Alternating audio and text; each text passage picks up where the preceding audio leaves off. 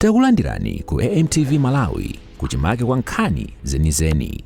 Ngati nkhani imeneyo kuno kulibe, dziwani kuti nkhani imeneyo ndi yabodza.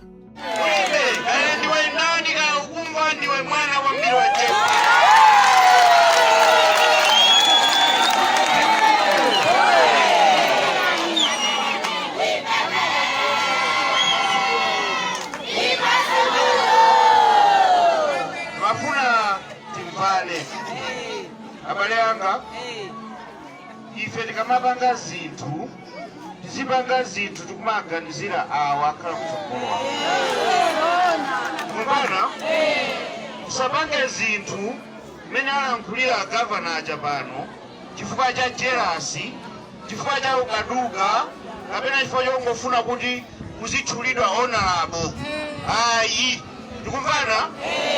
Chifukwa chimadabwisa ndichokuti unapasidwa mwayi wakhalapo pampanopo zaka zambirimbiri, nyumba ya boma, galimoto mayendera ya boma, ndi driver yemwe, ndalama mayunisi mufoni aboma, pakana ukwadira azimayi naye ni ndalama za boma.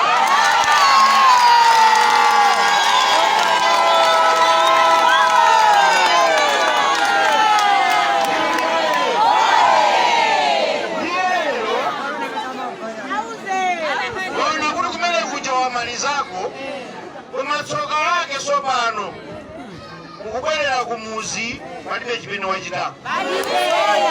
Kwa skulu inu ndimene unaphunzira palibe ndikuona chimene wachita 7.5 years uli bwana mkubwa wachitapo chani. Ulemerero umabwera ndi zinthu zimene ukupanga. Iweyo kwako kunatha khala pansi zikalima kuphiri kwako.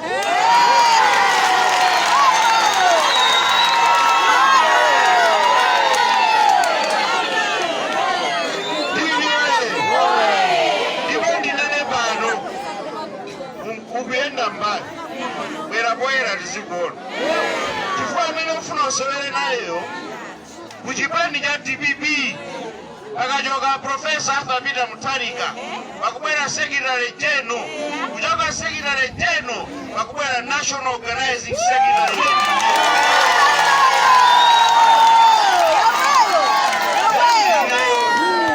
Kulipesa basi tisanafike kuma Vice President. For Vice President tinawo 4 wakumwera. Osaiwala kupanga subscribe ku channel ya AMTV Malawi.